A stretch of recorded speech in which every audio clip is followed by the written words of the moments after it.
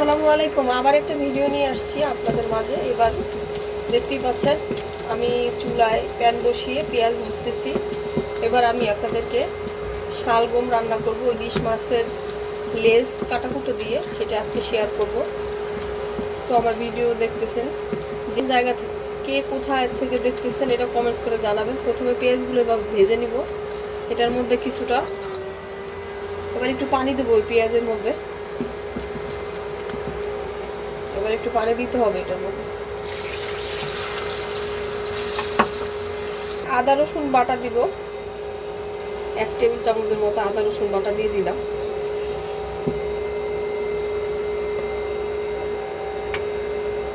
আর 1.5 table চামচের মতো দিলাম জিরার গুঁড়ো। আর মরিচের গুঁড়া 1/2 টেবিল চামচের মতো মরিচ গুঁড়া, 1/2 চামচ হলুদ গুঁড়া।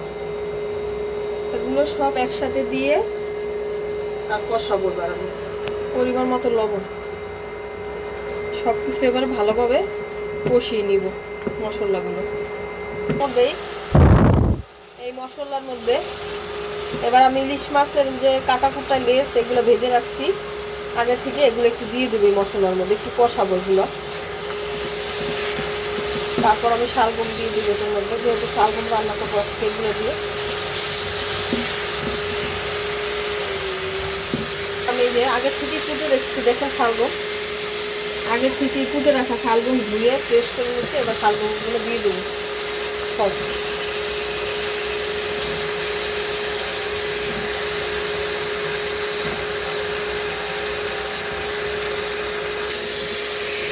এগুলো শালগমগুলো ভালো করে এই মাছের কাটাকুটো দিয়ে মশলাগুলো ভালোভাবে মিশাবো। মিশিয়ে এবার কিছুটা পানি দেবো, মানে যতটুকু শালগম শুদ্ধ হতে পানি লাগে ততটুকু পানি দিব এটার মধ্যে। যতক্ষণ পর্যন্ত আমার এই তরকারিটা পুরোপুরি না হচ্ছে ততক্ষণ ভিডিওর সাথে থাকবে না। অলরেডি কিন্তু আমার ইলিশ মাছের লেস কাটাকুটো দিয়ে আমি যে শালগম রান্না করছি এগুলো প্রায় সিদ্ধ হয়ে গেছে শালগম। এখন আমি যে কাজটা করবো, এখন ধনেপাতা কুচি এটা দিয়ে দিব এটার মধ্যে।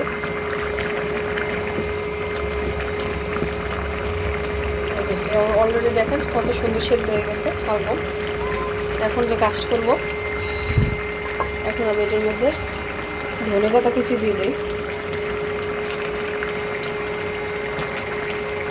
কে কোন জায়গা থেকে আমার ভিডিও দেখছেন প্লিজ কমেন্টসে আমাকে জানান।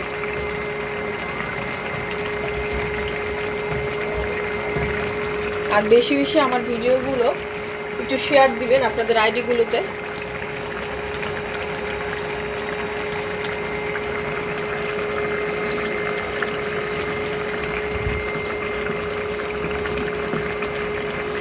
এখন একটু ধনে পাতাগুলো একটু সেদ্ধ হোক,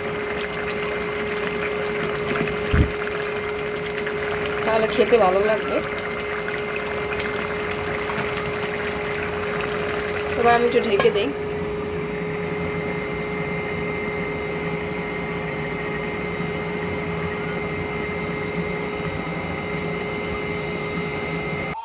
দেখুন অলমোস্ট আমার কিন্তু মানে ইলিশ মাছের শালগম যে কাটাকুটা রান্না করছিলাম এই শালগমের তরকারি কিন্তু অলরেডি হয়ে গেছে।